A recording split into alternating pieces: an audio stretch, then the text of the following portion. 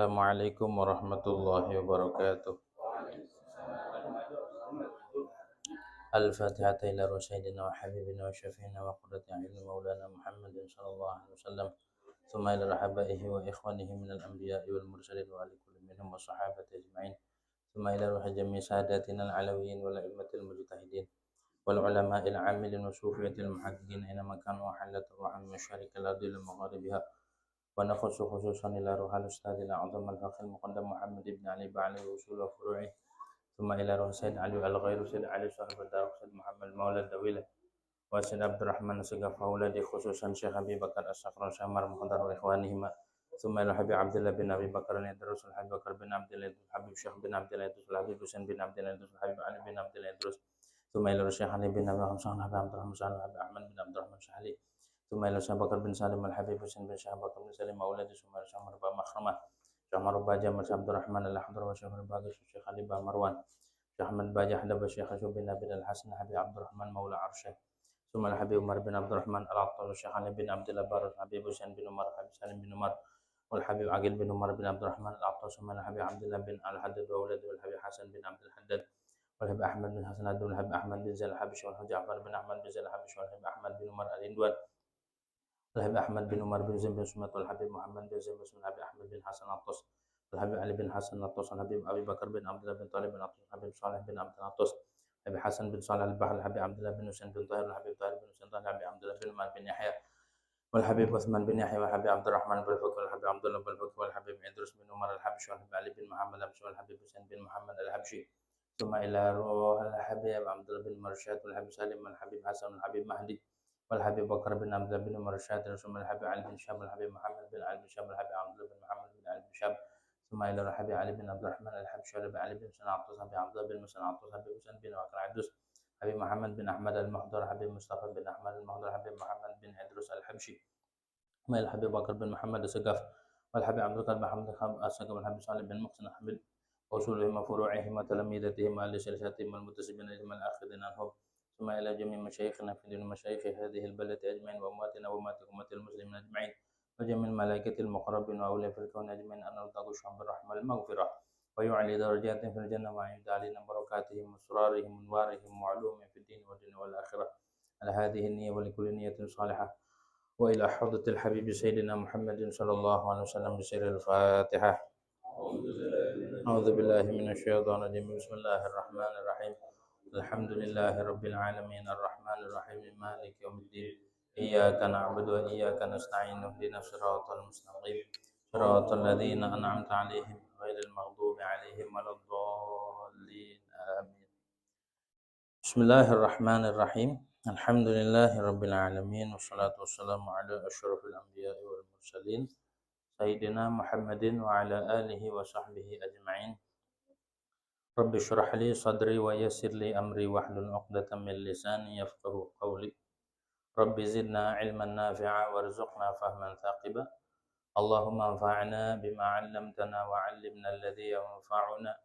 سبحانك لا علم لنا إلا ما علمتنا إنك أنت العليم الحكيم ولا حول ولا قوة إلا بالله العلي العظيم أما بعد. قال المؤلف رحمه الله تعالى ونفعنا به وببركة علومه في الدارين آمين. واعلم أن العقائد العشرين الآتية ثلاثة أقسام. Dan ketahuilah olehmu akan bahwasanya akidah yang 20 yang akan datang itu terbagi menjadi 3 bagian. Jadi sifat 20 yang wajib bagi Allah itu diklasifikasi, dikelompokkan menjadi 3 bagian. Dari wujud, qidam, baqa, mukhalafatul hawaditsi, qiyamuhu bi nafsihi, wahdaniyat, qudrat, iradat, ilmu, hayat, sama, basar, alam, qadiran, muridan, aliman, hayyan, sami'an, basiran, mutakalliman. Itu dibagi 3. 1 qismun yu'khadhu minal istighna. 1 bagian itu dipahami dari makna istighna. Apa itu istighna? Istighna itu artinya maha cukup, maha kaya. Jadi Tuhan itu cirinya 2, sifat khususnya 2 Tuhan. Yang namanya Tuhan, kan kemarin kita membahas tentang la ilaha illallah. Makna la ilaha illallah itu ay la ma'buda bihaqqin fil wujudi illallah. La ma'buda bihaqqin fil wujud, tidak ada zat yang disembah dengan sebenar-benarnya. Makna ilah. Ilah itu, Tuhan itu zat yang disembah dengan sebenar-benarnya. Makna ma'bud atau zat yang disembah itu ada dua pengertiannya. Satu, mustaghnin an kulli ma siwa. Yang namanya Tuhan itu cukup dari selainnya. Maha kaya, tidak butuh sama selainnya. Itu namanya tuh Tuhan. Namanya Tuhan mah tidak butuh. Tidak butuh diciptakan. Tidak butuh ditolong. Tidak butuh ditopang. Tidak butuh, maha kaya. Itu namanya Tuhan. Satu. Kriterianya harus maha kaya. Artinya maha kaya tidak butuh. Tidak butuh. Allah enggak butuh. Yang kedua, muftaqir ilaihi kullu ma'ada. Butuh kepadanya sesuatu selain Allah. Jadi Tuhan itu tidak butuh kepada makhluk, dan yang kedua sifatnya dibutuhkan oleh makhluk. Jadi yang butuh kepada Allah itu siapa? Makhluk. Kita nih makhluk butuh kepada Allah. Nah, kalau Tuhan mah enggak butuh dan harus dibutuhkan nama makhluk. Jadi makhluk semuanya butuh kepada Allah Subhanahu wa taala. Itu maknanya tuh, makna ma'bud. Jadi ketika kita mengucapkan la ilaha illallah, maknanya tidak ada Tuhan kecuali Allah. Maknanya lagi tidak ada zat yang disembah dengan sebenar-benarnya kecuali Allah. Maknanya lagi tidak ada yang maha kaya dari makhluk dan tidak ada yang dibutuhkan oleh selainnya kecuali Allah. Jadi Allah mah maha kaya. Allah mah tidak butuh pada makhluk. Justru sebaliknya, makhluk yang butuh kepada Allah Subhanahu. Nah, itu. Jadi sifatnya makhluk mah butuh, fakir. Kita nih, nggak usah ngomong yang lain. Kita ini sangat sangat butuh terhadap pertolongan Allah. Kita ini sangat-sangat butuh terhadap rizkinya Allah. Kita ini sangat butuh terhadap taufiknya Allah. Mau ngaku atau tidak, kita itu makhluk mah emang dari lahir udah butuh. Makhluk mah sejak awal diciptakan itu butuh pada pencipta. Udah dilahirin, butuh ngelihat, dikasihlah mata sama Allah. Butuh ngedengar, dikasihlah telinga sama Allah. Butuh nafas, dikasihlah paru-paru, hidung, dan lain sebagainya, jantung. Butuh sama darah, butuh sama kaki, butuh sama tempat tinggal, butuh sama tempat berpijak. Jadi kita mah setiap gerak-gerik kita, keadaan kita menunjukkan kita itu butuh sama Allah. Begitu ya. Butuhnya kita bukan sama makhluk, tapi sama Allah, sama Sang Penguasa makhluk. Nah, kita itu dididik la ilaha illallah agar tertanam tuh sifat itu. Sifat bahwa kita itu butuh. Jangan merasa hebat. Jangan merasa bangga, jangan merasa bisa, jangan merasa memiliki. Kalau kita sudah mengucapkan apalagi makna la ilaha illallah tertanam, jangan pernah sedikit pun kita itu sombong. Merasa hebat dengan ilmu, merasa hebat dengan amal, merasa hebat dengan keturunan, merasa hebat dengan pengikut, merasa hebat dengan skill, merasa hebat dengan harta, dan lain sebagainya. Tidak ada yang dibanggakan, tidak ada yang dieluh-eluhkan dan layak untuk dipuji kecuali Allah Subhanahu wa taala. Makanya kalau orang sudah menemukan sifat ini, Itulah hakikatnya hamba. Maka kenapa kita diuji? Diuji dalam kesulitan, diuji musibah, diuji ini dan itu, diuji tujuannya biar kita itu ketemu titik lemahnya kita. Sebelum ada ujian mah biasa, pas sudah diuji, ya Allah, tuh. Sebelum adanya musibah biasa aja, pas ada musibah ngederok deh, ya Allah, gitu ya. Sebelum adanya ujian dari Allah, lagunya sebakul. Giliran diuji dikit, nyari masjid. Mana ya masjid? Mana musola ngapain? Gitu ya. Mau tidur adem kalau di masjid. Ada AC, enggak? Jadi sadar dia, ya Allah, ternyata selama ini mainnya kejauhan saya. Balik ke Allah Subhanahu. Jadi ujian itu bukan untuk menyiksa kita, tapi untuk mengembalikan sifat asli kita. Mengembalikan sifat asli. Yang namanya asli mah mau ditutupin kayak gimana juga tetap aja. Ya kayak zaman sekarang kan, zaman penuh dengan tipu daya, penuh dengan manipulasi, penuh dengan kepalsuan. Banyak filter, pencitraan. Orang mukanya jelek difilter jadi ganteng, jadi cantik. Padahal mukanya aslinya kayak monyet. Karena pakai filter ganteng, cantik, pas ketemu la ilaha illallah. Jadi serba tipu-tipu. Nah, kita ini kalau kita tidak diuji sama Allah, tidak ditekan hidupnya, tidak dirundung masalah, kita takut kebablasan. Ngaku Tuhan lagi lama-lama. Kayak Fir'aun kan kagak pernah sakit. Sakitnya cuma bersin seumur hidup. Sekali doang. Kagak pernah sakit. Kagak pernah diuji. Makanya takut tuh kalau kita senang terus, kalau kita sehat terus nanti sombong. Allah enggak demen sama orang sombong. Ya, mau sombong dengan kecantikan, mau sombong dengan kegantengan. Masya Allah ganteng kayak Mitun Cakraborty. Jangan sombong. Mitun juga udah tuanya sama peot. Tetap aja laku. Suruh makan uli dah. Pasti giginya lepas. Nggak ada yang dibanggakan.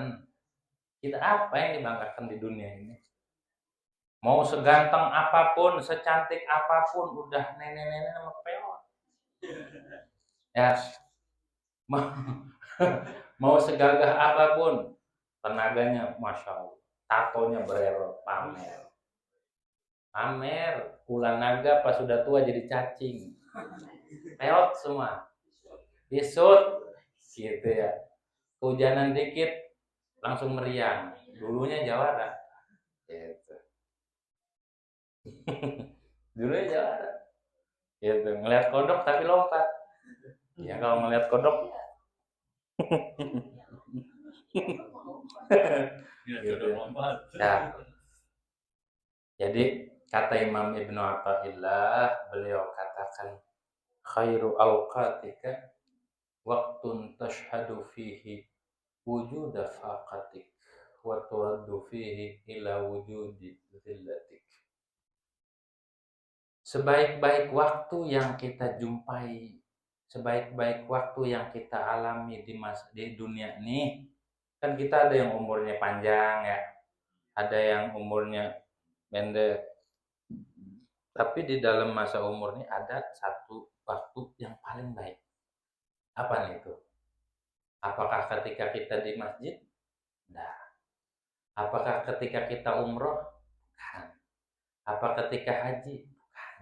Jawaban Ibnu itu bukan itu. Apa ketika kita berbuat baik? Enggak juga. Apa ketika kita liburan? Bukan. Apakah ketika kita naik pohon, manjat pohon? Enggak. Apakah ketika pacaran? Enggak.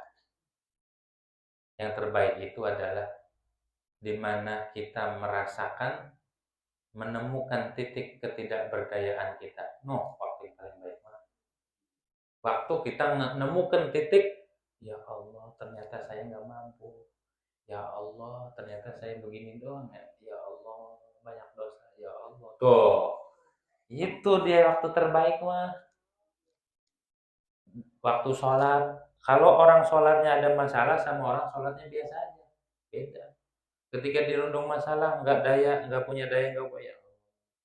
Bacanya juga subhanallah rabbiyal a'la sampai tidur pulas. Sampai dia ngerasakan habis sholat biasanya dia duduk ngerasakan ketidakberdayaan dia, itu waktu terbaik tuh. Kalau udah datang waktu itu berdoa, karena ketika itu dibuka hubungan dia dengan Allah.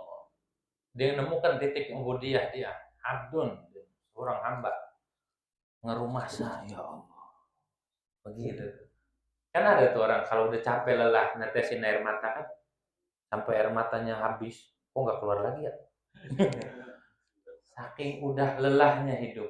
Asal jangan bunuh diri aja. Ada kabel dipegang, kabel telanjang. Jadi udah nggak ada sini mentok, sini masalah. Ya Allah. Tuh, ini nih waktu yang paling terbaik mah.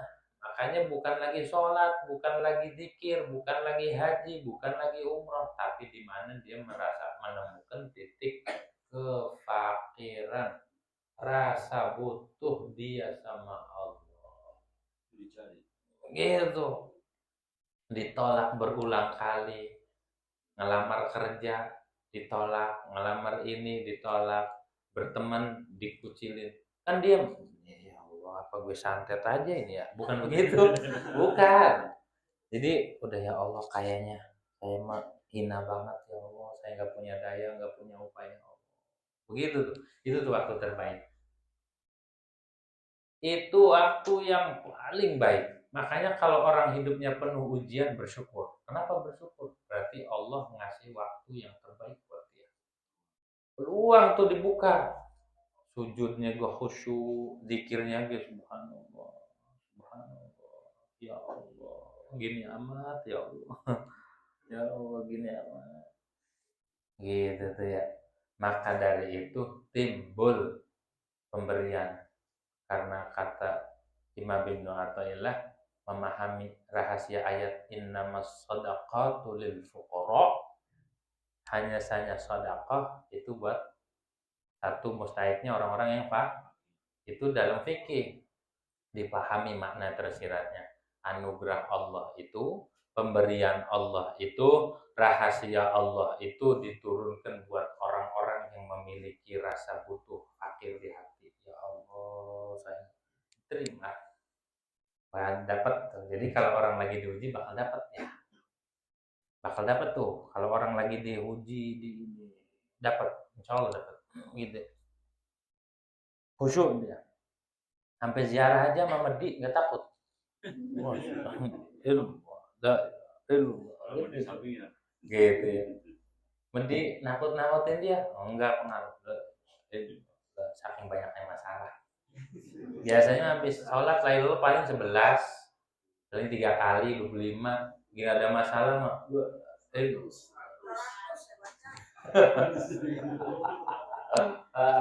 Gitu ya. Jadi waktu terbaik itu di mana kita waktu tashhadu fihi wujud dan bakat. Ngerasa kita hina, ngerasa dina, ngerasa tidak berdaya, ya timbul ketulusan. Kalau orang sudah begitu tulus, itu nggak main-main, nggak neko-neko.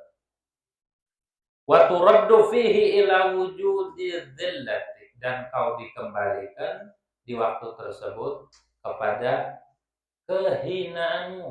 Di waktu kita ingat akan kehinaan kita, ingat akan dosa-dosa kita, ingat akan kekurangan kita, ingat akan aib-aib kita, ingat akan segala apapun yang membuat kita itu lemah, hina, dan ya Allah, ternyata saya nggak kuat, ya Allah, ternyata saya. Jadi kegagalan itu sebenarnya mah Allah sayang sama kita. Kalau dalam hidup kita nemu masalah, itu sebenarnya mah kunci kesuksesan. Itu ya, kunci itu. Kan kita nyari solusi, nyari jalan keluar. Benar nggak? Kalau ada masalah kita nyari nggak? Nyari ke lapangan, nyari. Sebenarnya kuncinya adalah datangnya sebuah kesulitan, datangnya ujian itu tanda ke lapangan dari Allah. Mau diberi ke lapangan. Begitu tuh ya. Jadi bersyukur kalau kita itu dikembalikan rasa, dibuka tuh. Jangan sampai kita ditutup rasa itu. Merasanya mulia aja, merasanya top aja, merasa gagah aja, ujungnya kebelakang. Siapa yang gitu? Iblis. Iblis gagah dia. Belum ada orang yang ibadahnya seperti iblis. Ilmunya belum ada seperti iblis. Tapi karena dia sombong, hasud juga sama Nabi Adam, ujub juga ada, akhirnya karena dia merasa ahli ibadah, ahli ilim, nyungsep, dilaknat lantaran tidak mau sujud, tidak mau patuh sama perintah Allah. Padahal dia ahli ibadah. Makanya hati-hati nih, ahli ibadah, ahli hati-hati tukang ngaji. Gitu ya. Hati-hati. Kalau di hati udah merasa baik dari yang lain, udah gelap hatinya. Begitu. Mentang-mentang kita tukang ngaji, tukang ke masjid, tukang ke musola, ada orang yang tongkrong-tongkrong di hati. Nongkrong mulu kerjaannya. Hati-hati. Hati-hati, jangan sampai kita di hati merasa baik dari orang lain. Gitu. Kita punya nasab, punya keturunan bagus, jangan sombong. Gini-gini kan keturunan raja apa? Raja Lenong, gitu ya. Jangan. Dah. Walau kita ini kumpulnya sama orang baik, jangan pernah merasa kita baik dan orang yang tidak baik kita anggap tidak baik. Hati-hati dirubah sama Allah. Makanya Imam Ibnu Athaillah katakan, la ma'siyatun ruba ma'siyatin awrasat zillatan waftigaran khairun min ta'atin awrasat rif'atan wa takabburan. Kadang-kadang atau sering maksiat yang menimbulkan orang itu merasa hina, merasa dia butuh sama Allah. Ya Allah, saya memaksiat mulu, saya malu ya Allah, hina banget saya ya Allah. Orang salah ngerasa, orang maksiat ngerumasa. Ya Allah, saya salah. Dulu ayam tetangga habis sama saya ya Allah. Bebek habis ya Allah. Saya maaf ya Allah. Saya di kampung ini orang paling hina ya Allah. Itu lebih baik ketimbang orang taat, habis sholat, habis puasa, habis ngorban, tapi di hatinya ada kesombongan. Kampung ini nggak ada lagi yang korbannya paling gede saya. Oh, nggak sombong amat. Lagi kambing kupingnya 2. Emang kupingnya berapa? Jangan kalau kita habis ngaji atau habis taat, jangan pernah jangan pernah ngerasa taat, jangan pernah ngerasa mulia, jangan pernah kita ngerasa udah top aja, enggak. Yang tahu kedudukan seseorang itu adalah Allah. Boleh jadi yang kita nilai negatif, yang kita nilai dia membajingan, dia memberengsek di mata kita, tapi di mata Allah, di pandangan Allah, orang baik bagaimana? Hah? Kita nggak bisa menilai diri kita baik.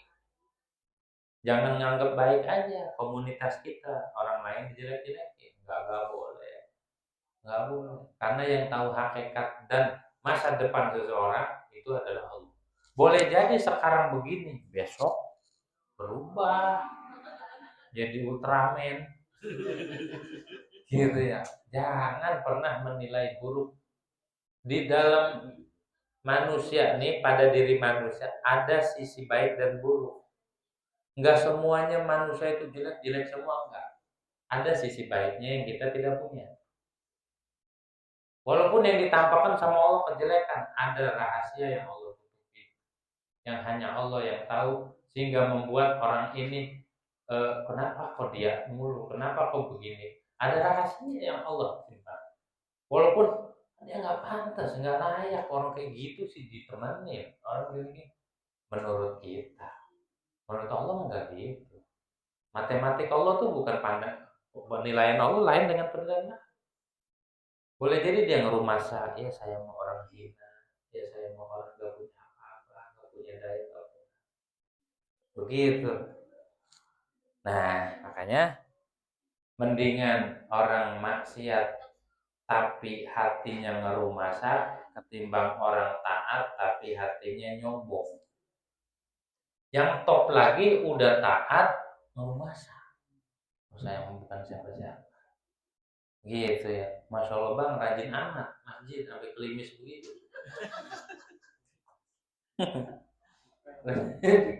Dipel sampai pada kepleset, licin. Masya Allah. Ente Masya Allah. Ya saya emang gak beragama Pak Bu. Tapi benar ngerumasanya, bukan ngerumasa pengen tinggi. Kan ada orang begitu. Merendah tapi pengen dipuji. Pengen dikata tawadu. Udah mendingan sombong aja.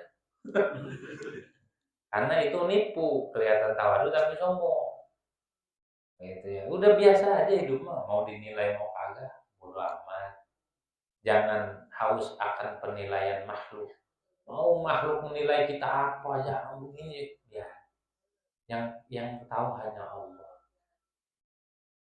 Yang tahu hanya dulu ada seorang durjana, pelacur, ada orang jahat. Jahat lah. Jahat dari segi dohir emang jahat kelihatan. Okem, rock and roll, pada bolong celananya. Bekas kena rokok. Gitu ya, pada bolong. Tiba-tiba dia haus, kehausan. Lewatlah ketemu sumur. Aduh, haus banget.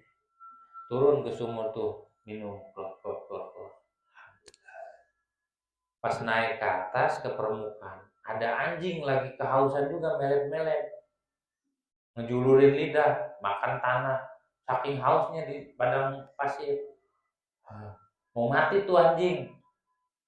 Akhirnya di hati nggak tega. Ya, kasihan amat tuh anjing. Gitu ya. Dia turun lagi ngambil air.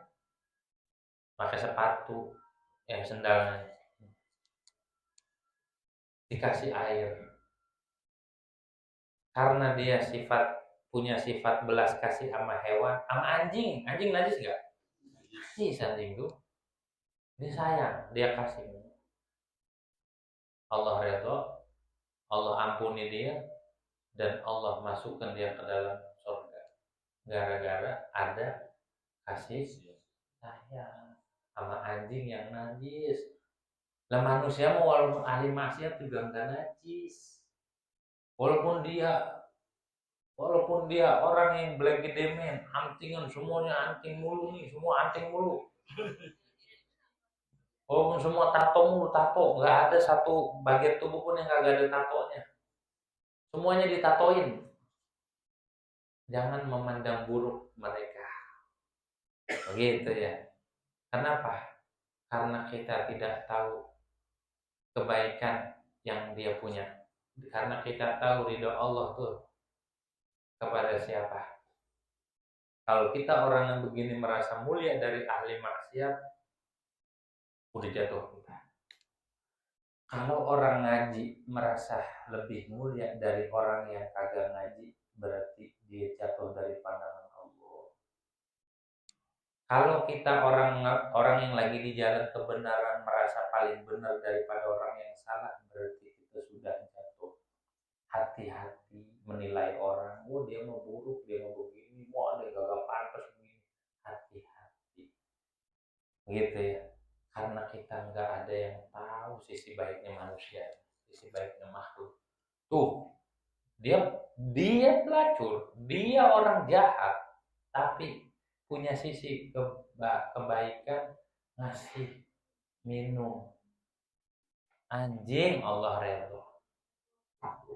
Lah manusia mah masih bisa berubah, anjing nggak bisa berubah jadi suci. Manusia mah masih, iya sekarang masih ya, besok dapat taufik dia tobat. Malam ini dia dapat tobat, gimana kita mengklaim dia alim? Kita viralin. Wah dia mah begini, dia mah begitu, padahal udah berubah. Bagaimana statement kita begitu? Mampu nggak kita bertanggung jawab di depan Allah yang sudah menilai makhluk buruk, padahal makhluknya udah dirubah sama Allah. Bagaimana dia nanti di hadapan Allah? Kita menilai, oh si fulan mah begini, oh dia mah begitu, wah bajingan, dia mah brengsek. Tiba-tiba dia berubah total, berubah. Bagaimana ucapan kita yang sudah disebar-sebar? Oh, fulan begini, fulan begitu. Kita yang nanggung dosanya.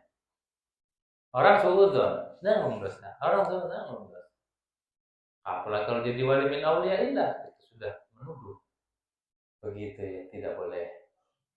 Kita mending menuduh, mencurigai diri sendiri, menghinakan diri daripada menghina orang lain. Emang begini. Di zaman Nabi Isa ada orang muridnya Nabi Isa nih, rombongannya lagi jalan, kan biasa kalau jalan sama gurunya ya. Pas lagi jalan di hati menilai orang yang sebelahnya atau yang di luar rombongannya nih. Ya kayak gue, kita mau muridnya Nabi Isa. Akhirnya apa?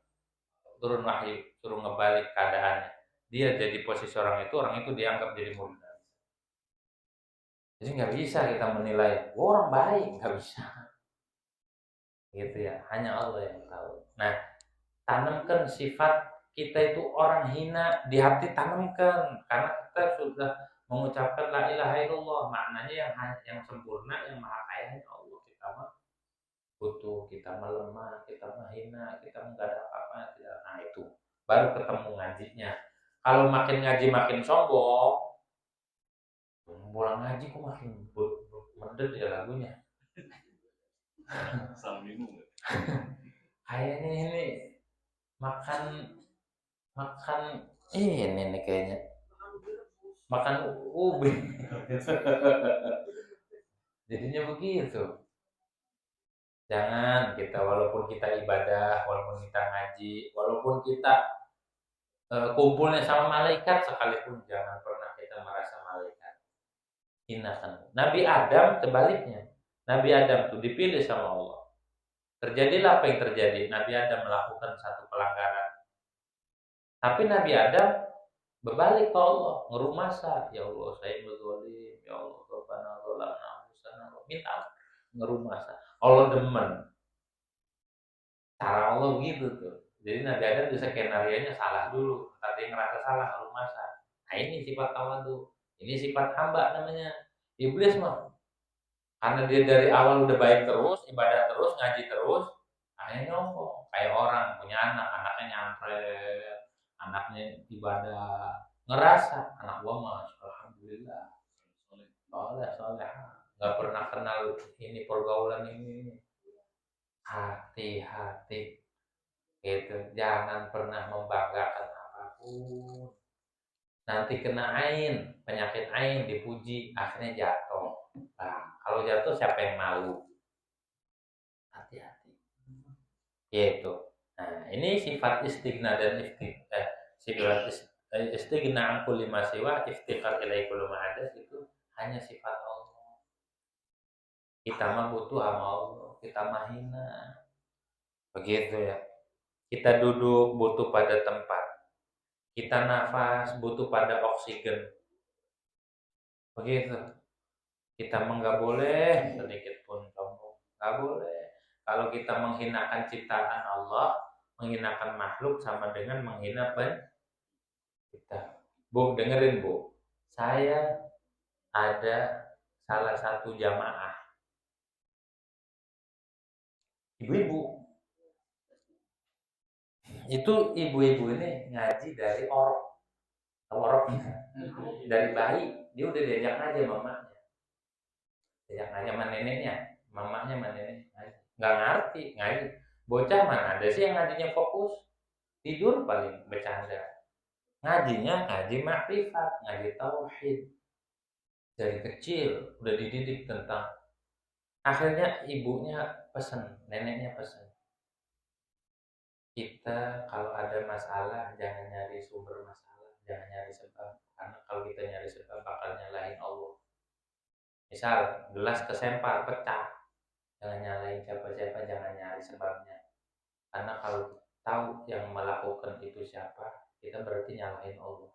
Jadi memandangnya tuh adem banget.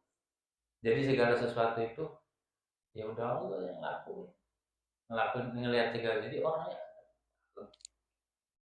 nggak pernah marah, nggak pernah emosi, ngomong pun dijaga. Disangka orang mah sombong, pas kita udah tahu ternyata beliau pas udah mulai balik, kata beliau cerita, Ustaz saya mau mulai dari mens udah balik, saya mau langsung masuk tarekat baiat, dan dipesan sama guru saya kalau sudah masuk tarekat jaga mulut, jangan asal bicara, jaga perilaku, jaga ini jaga itu. Masya Allah, dia dididik tauhid sama gurunya, dididik tarekat mulai dari muda, nggak ada yang tahu-tahunya udah tua ini dia saya karena beliau suami istri itu yang ngajak makanya itu. Jadi apa yang saya ngaji waktu kecil Ustaz itu nempel walaupun saya cuma tidur, padahal saya di bawah tidur. Jadi didikan begitu. Jadi kalau memandang sesuatu ini tembok asalnya begini-gini, kembali ke Allah. Jadi apapun masalahnya dia nggak pernah marah karena dia tahu pelakunya adalah Allah. Nggak pernah menilai buruk seseorang. Orangnya disangka orang itu sombong. Jalannya nggak ada yang tahu. Orang beliau nutupin jati dirinya, padahal beliau itu ahlinya. Memandang sesuatu itu udah kembali ke asal. Gitu ya. Misal kita lagi bawa makanan tumpah, udah beresin aja, gitu, udah beresin, nggak nyalahin, nggak, karena udah diatur sebelum kita lahir, sebelum ini udah bakal begini, bakal begitu, tahu. Apapun yang terjadi dalam dunia ini sudah teratur, sudah ada garisannya. Kita nyenggol, kita jatuh, kita kepleset, kita kesundut rokok, terus kita ketusuk duri, begitu ya. Kita makan durian, kita makan teri, sudah dicatat sama Allah. Fulan ketemu jodohnya Fulan, sudah dicatat. Jadi nggak gampang nyala-nyalain. Iya dasar begini. Kalau orang sudah ngaji itu adem hidupnya, nggak gampang emosi, nggak gampang nyalain, tenang bawaannya. Orang yang sudah ngajinya ke situ, kemudian ada orang yang kagak ngerti apa-apa menilai. Oh ini beginilah, begitulah, begini. Pandangan pandangan mata ini, kalau pandangan ahli ma'rifat, pandangan tauhid, semua sudah diatur sama Allah. Ketemunya kita masih pulang, berpisahnya kita mau pulang, sekali Allah yang sekali. Begitu tuh, udah Allah yang temukan. Apapun yang terjadi di alam dunia, udah Allah yang atur. Bukan kesatu kesalahan. Jadi pandangan ahli makrifat mau beda sama pandangan orang awam. Dengan disamakan. Kalau orang awam bawaannya emosi. Kalau orang awam melihatnya sabab. Kalau orang awam melihatnya itu akhir. Kalau orang ahli hakikat enggak, ahli makrifat enggak. Iya udah jadi. Gelas pecah, udah ada takdir. Ada masalah kita, nanti aku santai aja. Gimana orang masalah itu kita bukan kita yang mau, dan itu pun udah digarisin sebelum kita lahir. Emang ada yang kita minta masalah, ya Allah kasih masalah ya Allah, gak ada. Ngomong amat kata Allah, gak ada masalah, kagak ada yang diminta. Datang kita jangan lari, hadepin. Kenapa? Karena masalah itu bukan mau kita. Nggak ada yang mau ada masalah, nggak ada yang mau hidupnya penuh masalah, nggak ada. Tapi Allah maunya begitu. Allah udah nyatat kehidupan kita begitu. Mau gimana udah terjadi? Apa mau nyalain Allah? Apa mau nyalain diri sendiri? Apa mau nyalain orang lain? Nyalain juga percuma, orang terjadi. Udah terjadi, tergaris. Udah terjadi, disalahin tetap aja udah terjadi. Mau sikap kita adalah bagaimana menerima. Kita menghamba ya ternyata diatur. Pengen kita hidup lempeng-lempeng aja, pengen kita normal-normal aja, pengen kita medep langsung, ternyata nggak begitu Allah maunya. Itu ya. Yang penting kita jalanin perintah Allah, jauhi larangan Allah, cukup. Adapun masalah mah Semua orang pasti bakal ngalamin masalah masing-masing. Mau diminta atau kagak, ataupun diem di rumah aja banyak masalah. Di luar ada masalah, di rumah aja ada masalah, tidur jadi masalah. Begitu. Jadi sikap kita adalah, oh ya kita mah makhluk diatur sih. Jadi tenang tuh kalau memandang Allah mah. Gitu ya, nggak gampang nyala-nyalain. Nah ini kita belajar tuh dari sifat istiqomah. Dari sifat dua sifat niat. Nah, balik lagi. Ismun yukhadu minal istighna. Sebagian diambil dari makna istighna. Istighna itu maha kaya, wahwa mana kismunnya itu? Sesuatu yang la yatawaqqafu alaihi al-fi'lu, tidak akan bergantung atasnya satu perbuatan. Kasama seperti mendengar, melihat, berbicara dan lazim-lazimnya. Maksudnya lazim itu sami'an, basiran, mutakalliman. 6. Nah, itu masuknya ke dalam kategori istighna. Wa qismun dan satu bagian yukhadu minal iftiqari diambil dipahami daripada iftiqar. Iftiqar itu maknanya dibutuhkan oleh selainnya. Bukan Allah itu maknanya iftiqar, bukan. Makna al-iftiqar. Iftiqar itu ay muftaqir ilaihi kullu ma'adah. Butuh kepada Allah selain Allah. Apa itu sifatnya? Wa huwal wahdaniyah. Kalau dibutuhkan harus esa. Karena kalau ada dua, ketika yang satu butuh sama yang ini, berarti nggak butuh sama yang ini. Sedangkan Allah mah sifatnya dibutuhkan sama semua makhluk. Berarti sifatnya esa, begitu ya. Esa Allah. Kita punya hajat apa aja, mintalah sama Allah. Hajat dunia ataupun hajat akhirat, mintalah sama Allah Subhanahu wa taala. Jangan kepada makhluk ini mah semua jin-jin yang ada dipanggil-panggilin. Minta ini enggak, minta sama Allah. Ya. Hanya Allah kok yang bisa nyelesain masalah kita, gitu. Hanya Allah kok. Kita ngeluh ke makhluk nih, enggak bakal makhluk mah bisa nyelesain masalah.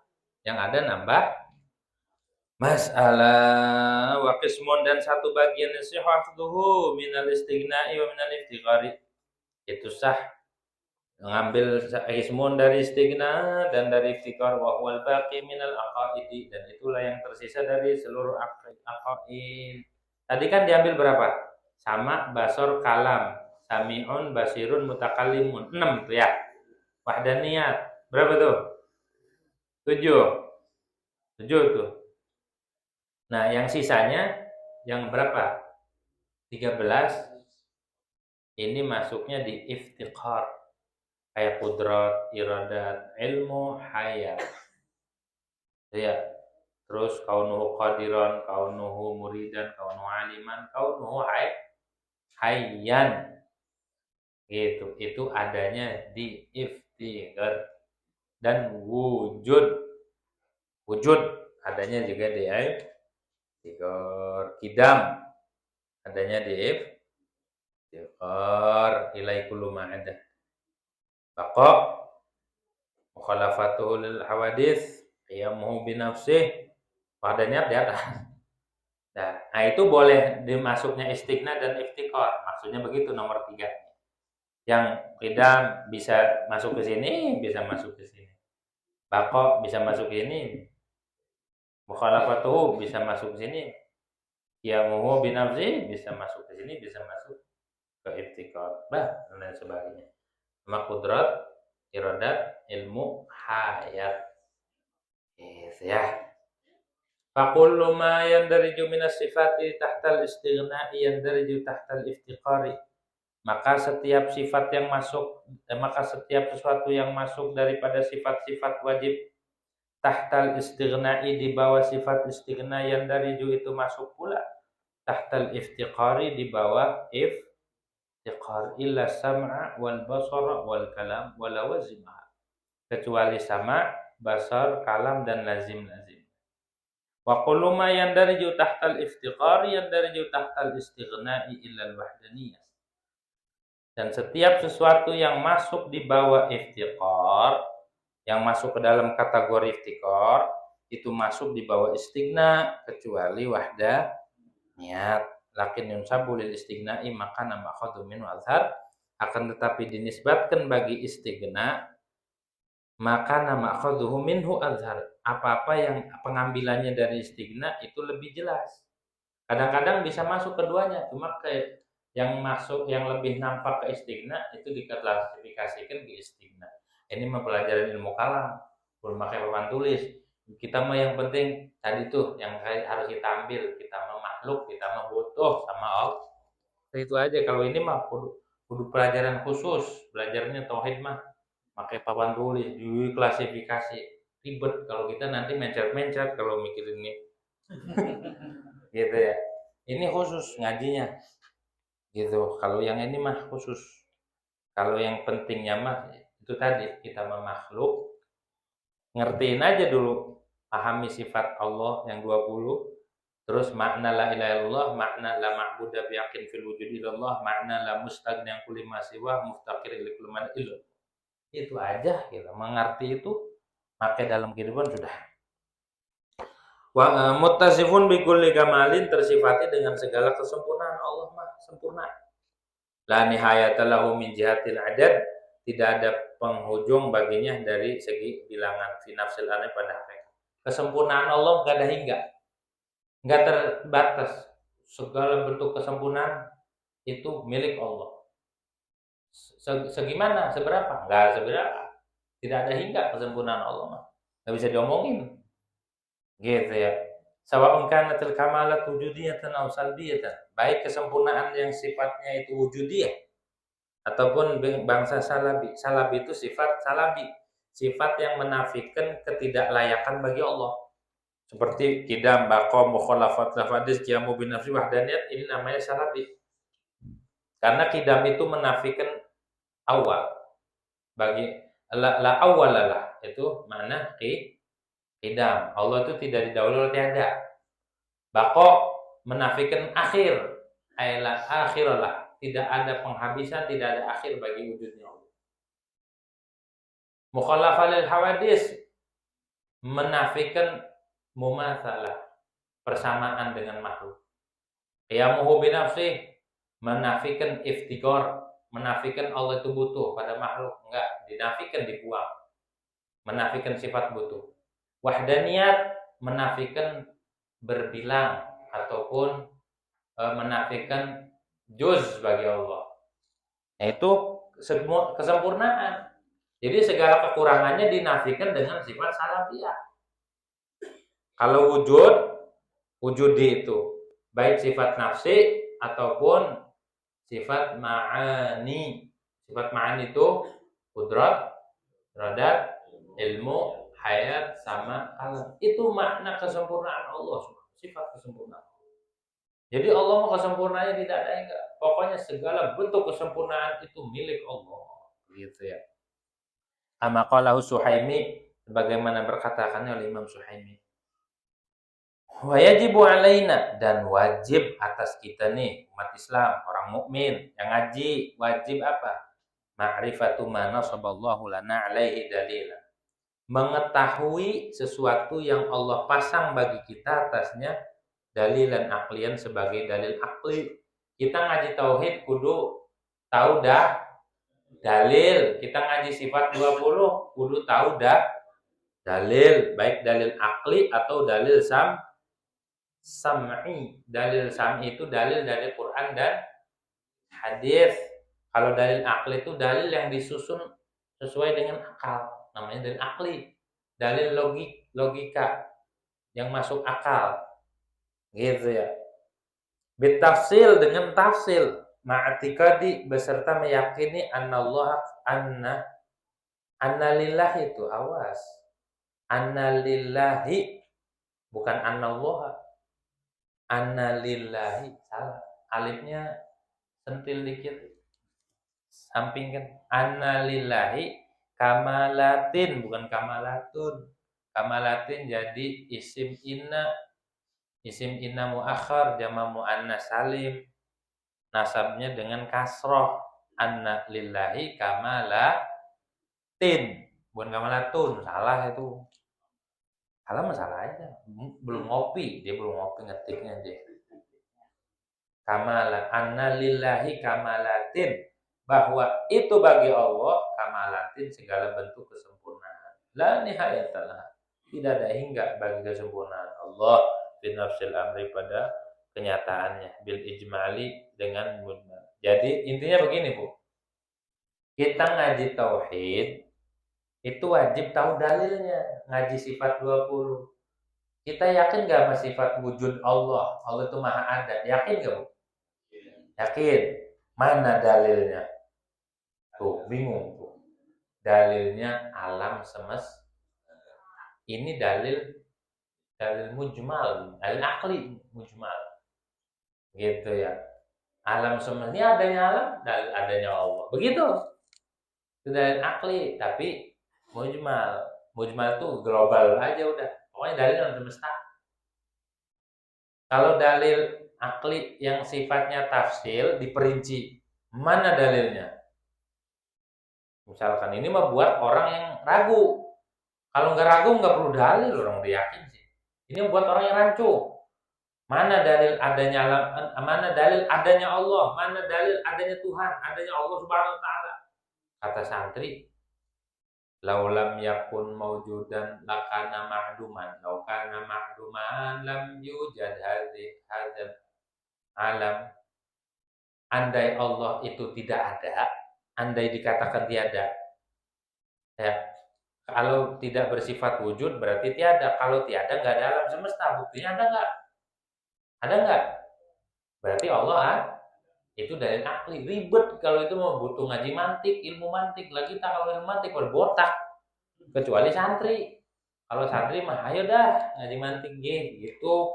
Tapi kalau ibu-ibu udah ngajinya 2 minggu ngaji mantik, pada botak karyawan nanti. Pulang yang nanti minta dikerokin, asal pulang ngaji kerokan. Udah cukup kita mengaji pulang. Ngaji apa tadi? Cuma 20. Apa katanya? Allah itu maha ada. Mana dalilnya? Alam semesta. Udah gitu aja. Mana dalilnya? Dalilnya mall. Indomaret ada matahari. Gitu ya.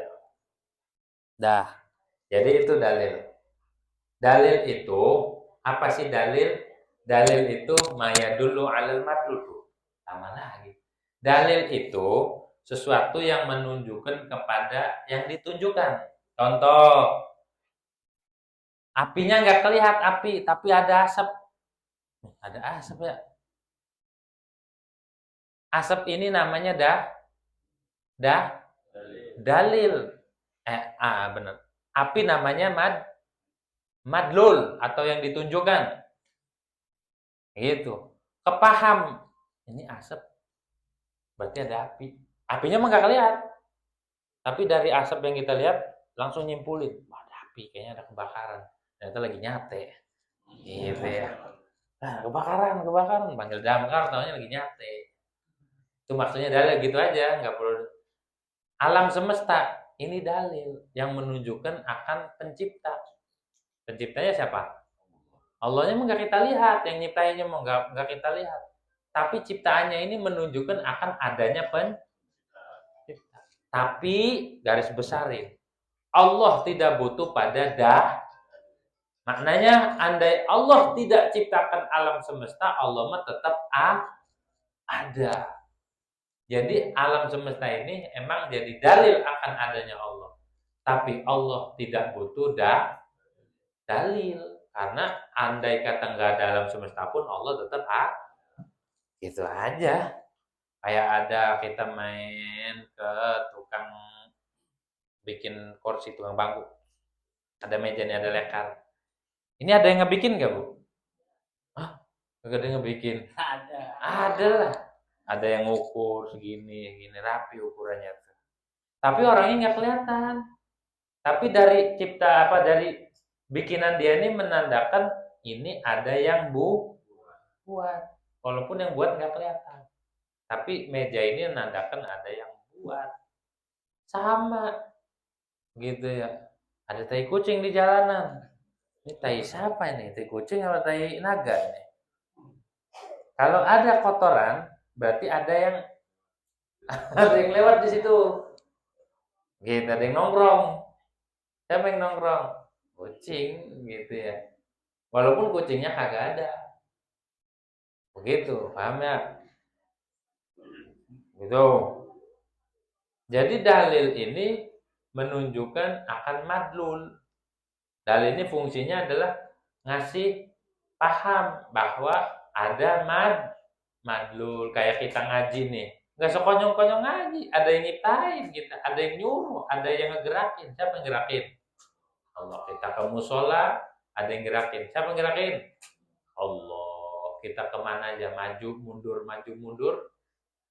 Itu yang ngegerakin siapa? Allah Subhanahu wa taala. Kita tidur, kita bangun, itu siapa yang ngelakukan? Allah. Kita lapar, kita makan, habis itu tidur lagi, makan lagi, ngopi lagi, tidur lagi. Itu semua sudah ditakar, sudah diatur sama Allah Subhanahu. Maka kita tinggal bersyukurnya aja, ya. Apapun yang kita lihat, jadikan penghubung kita ke Allah. Kita naik mobil, kita naik motor, kita makan, nih makanan alam semesta nih termasuk ciptaan Allah. Berarti ada yang nyiptain. Begitu kita ngelihat apapun, belajar melihat sesuatu, keinget Allah. Belajar aja belajar.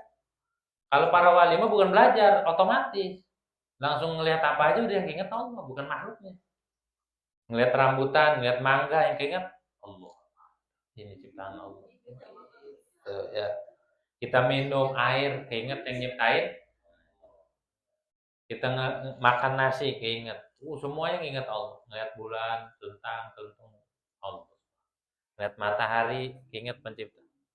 Jadi ngelihat apa aja yang keinget penciptanya. Belajar. Tahap belajar. Jangan sampai kita lengah, lupa.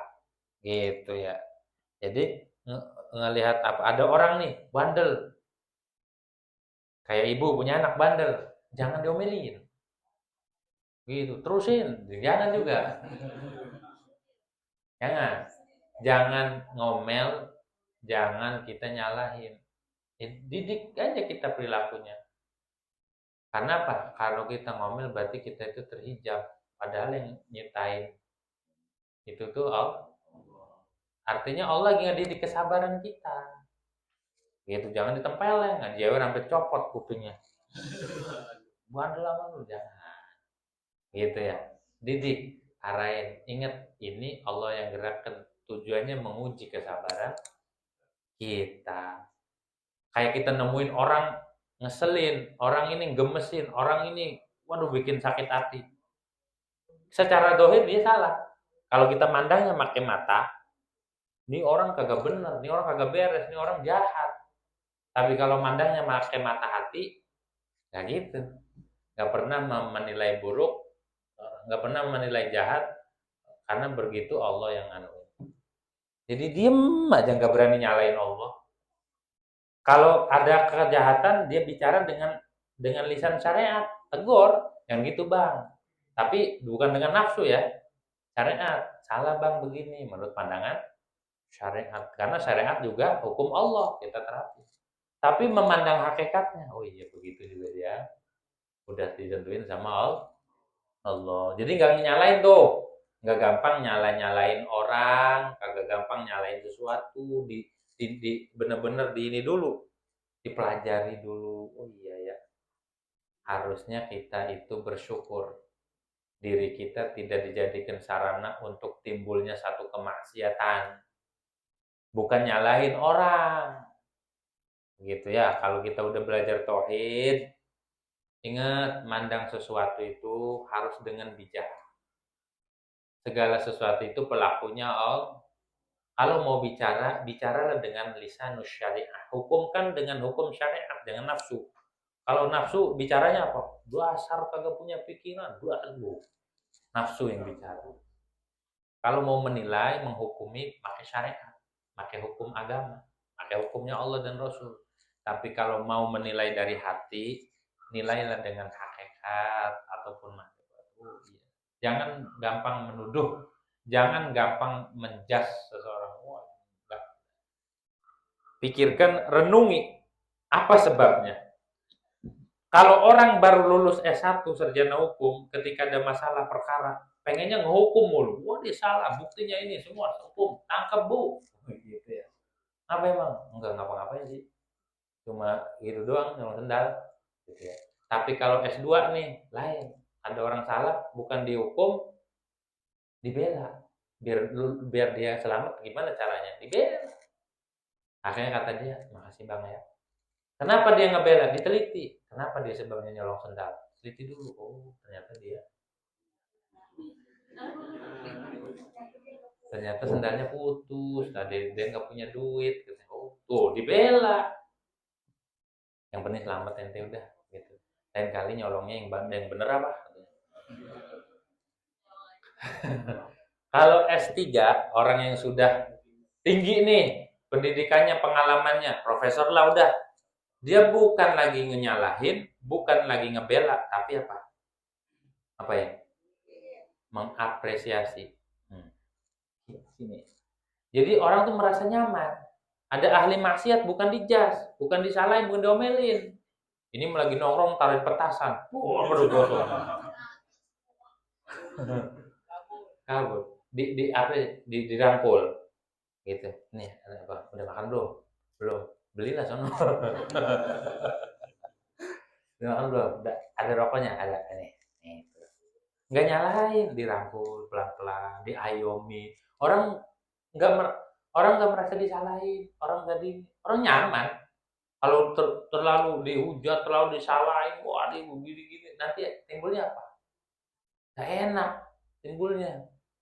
Tapi kalau orang diayomi, dirangkul, ya kasih makanan, benar-benar ini emang kan ada masalah apa ini bang, didengerin, sampai kita tidur dengan ceritanya, dengerin keluh kesahnya, oh diapresiasi, baru berubah. Jadi cara orang beda-beda menghukuminya. Ada yang menghukuminya dia mau begini begitu, ini masih kelas S1. Kalau udah S2 dibela, kalau S3 bukan dibela lagi, jempolin, diapresiasi, didukung, di ini. Akhirnya berubah. Tujuannya sama, tujuannya biar dia berhenti daripada, paham nggak maksudnya? Kalau orang awam memandang sesuatu itu dasar begini, kalau orang naik lagi tingkatnya, dah jangan didengerin. Misalkan di rumah tangga anaknya diomelin, malu, kalau kata bapak jangan dengerin. Biasa malu begitu galak, gitu ya. Sini. Kalau orangnya udah bijak lagi, nggak nyalain emaknya, nggak nyalain anak. Udah sih udah gede, yuk main-main. Itu duit tuh, kok gitu ya. Enak nggak kayak gitu? Gitu ya. Jadi kesalahan itu jangan buru-buru gitu. Karena ada pelakunya, karena ada yang melakukan. Siapa yang melakukan? Allah. Takut kita nyalain Allah. Itu yang takut dosa. Ya. Itu takut kita benar-benar ya Allah. Teliti dulu orang ini nyolong ini sebabnya apa? Lapar. Kelaparan malam-malam dia pengen makan. Oh, itu sebabnya. Baru kita yang teledor ternyata ada orang kelaparan kita nggak peduli. Tuh. Kasih. Besok mah jangan satu ngambilnya dua. Terus saya masakin. Tuh. Nah, jadi pasti segala sesuatu ada sebab. Ada teliti dulu, jangan gampang nyalain. Ya, pasti di belakang itu ada sebab. Belajar kita memandang segala sesuatu itu dengan bijak, dengan penuh. Begitu ya, jangan gampang-gampang kita menilai seseorang. Ketahuan mana yang hatinya jernih, mana yang hatinya nifak, munafik, mana yang hatinya sidik, tulus. Kalau yang hatinya jernih, dia itu bisa menutupi kekurangan orang lain, tidak diceritakan ke orang, ditutupin, rapi, gampang ngerapin orang. Tapi kalau yang hatinya busuk, di depan ngomong bla bla, belakang beda lagi. Gitu ya. Dah, kita mah ngaji tauhid itu biar itu tuh ngerapin diri dan ini. Alladzi yajibu ma'rifat wa la tafsil. Udah segini aja. Ada yang ditanya? Nanya nggak ibu? Ada. Silahkan. Tafadhol. Hal min sa'il. Hal min sa'il, tafadhol. Ibu, saya mau nanya nih. Ada pertanyaan Jadi sering mendengar dari para dai itu orang meninggal itu kalau dikasih kesempatan dia minta balik ke dunia buat bersedekah. Kayaknya nggak pernah dengar gitu, pengen sholat, pengen tobat, atau pengen apa sih keistimewaan sedekah itu? Terima kasih. Keistimewaan sedekah itu pahalanya langsung diperlihatkan sama Allah, dan ibadahnya nggak butuh tenaga. Langsung cepet. Kalau sholat butuh waktu, sedekah mikir dulu gitu, gimana ya, sedekah cepet. Dan sodako itu saking afdolnya sodako, ngebantu orang, ngilangin kesulitan orang. Allahu fi aunil abdi makanal abdu fi auni akhi. Allah tuh bakal bantu seorang hamba selagi dia membantu saudaranya. Bantu mah nggak mesti sama duit, sama tenaga, pikiran. Ada lagi kesusahan, ngapa kok? Iya saya begini ini, dibantu.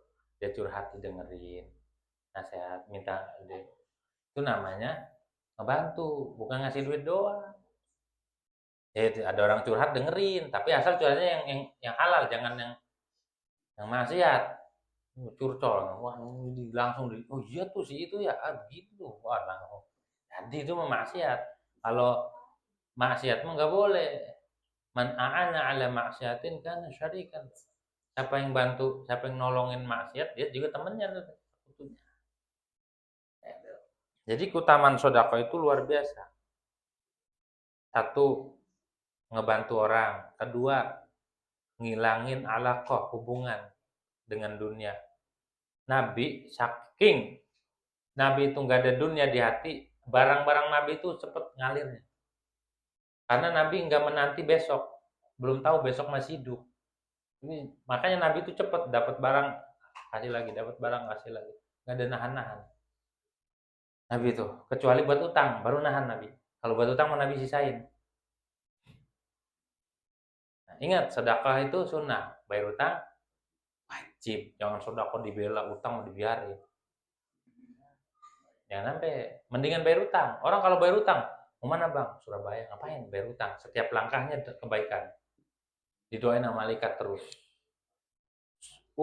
Bayar utang itu lebih utama ketimbang sodako. Berutang. Kadang sodako mampu, bayar utang berat banget. Bener nggak? Nah, orang kalau udah mampu bayar utang kagak dibayar utang, malah didoain rusak, hancur sama malaikat.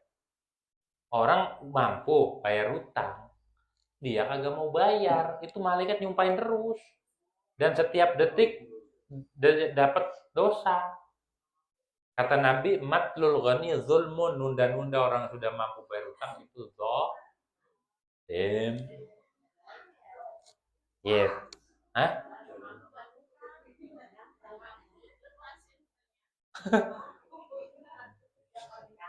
Ada lagi yang lebih utama dari bayar utang. Apa? Membebaskan hutang.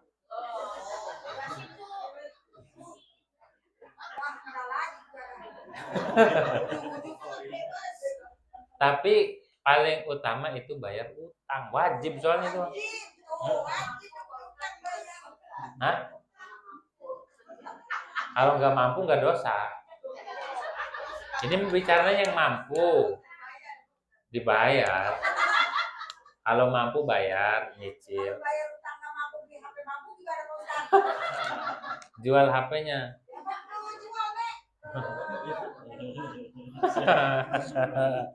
Intinya gini, sodako sama bayar utang, wajiban mana? Bayar utang. Berarti sodako aja segitu pahalanya, apalagi bayar. Makanya Nabi sampai orang punya utang gak mau nyolatin.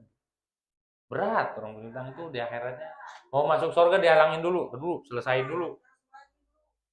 Di akhirat emang ada duit nanti, gak ada. Yang diambil apa? Kebaikannya, ini pahalanya. Gak ada, udah habis nih dosanya, kasih dia. Berat utang itu, jangan nyepelein. Apalagi utang sama bank. Jadi intinya namanya manusia pasti ada utang piutang. Jangan dilupakan. Kalau kita utang niat bayar, pasti dibayar sama Allah. Kalau niat bayar utang niatnya nggak bayar, itu syarik kata Nabi. nyolong itu pencuri. Dianggapnya seperti makanya kalau kita mampu bayar dikit-dikit. Bahkan orang kalau punya utang mau kemana?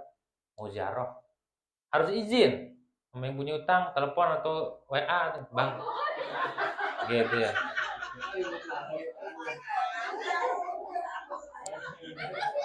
Bakal semua. Gitu. Mau ziarah lagi. Jadi karena kalau kita nggak izin, itu perjalanannya dianggap maksiat. Kalau kita mampu ataupun udah waktunya tempo datang, kayak nggak mau jalan nih, izin dulu Bang, saya mau jalan kemana? Keluar daerah, izinnya saya izin jalan, makanya saya kan punya utang nih, takut kenapa-napa. Oh iya, kalau nggak izin main nyelonong-nyelonong aja dosa. Safarnya safar maksiat, karena kita kalau kita meninggal di jalanan terus ninggalin utang, kan yang rugi siapa? Makanya jadi pas mau jalan izin dulu, datang ke rumahnya. Assalamualaikum Bang, saya kan kemarin punya utang. Terus ngapain sini? Ya mau nambah lagi sih.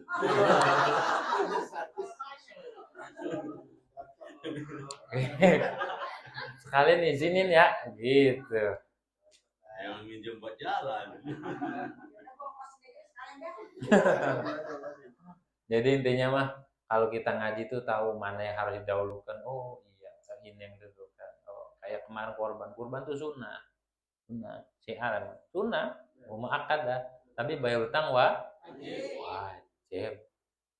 Gitu ya. Wajib. Jadi kudu tahu dulu mana yang harus diselesaikan.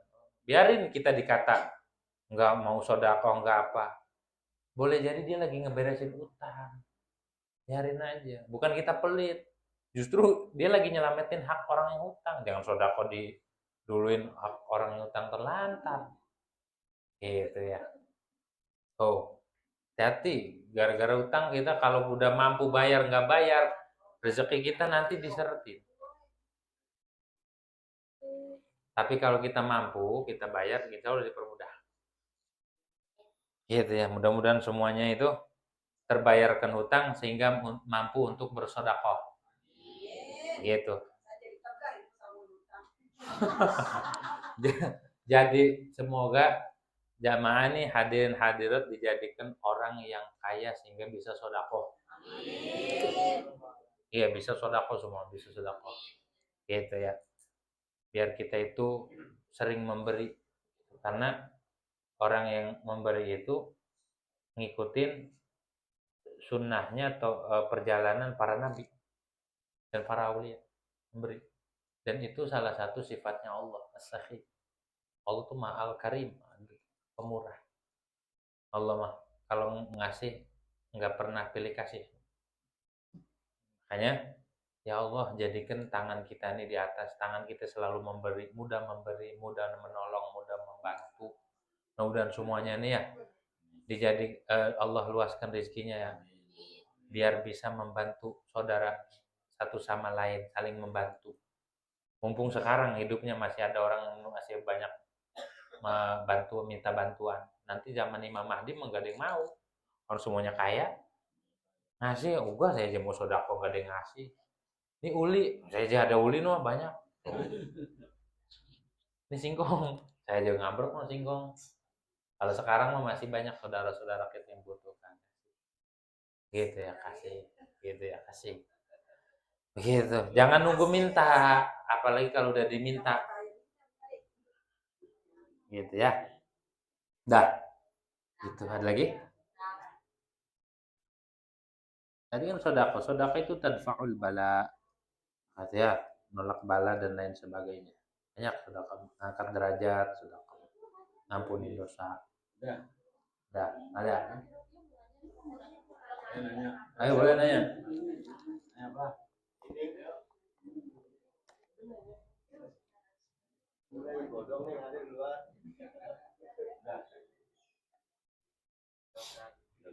Ya. Al-Fatihah. Alhamdulillah rabbil alamin arrahmanir rahim maliki yaumiddin iyyaka na'budu wa iyyaka nasta'in.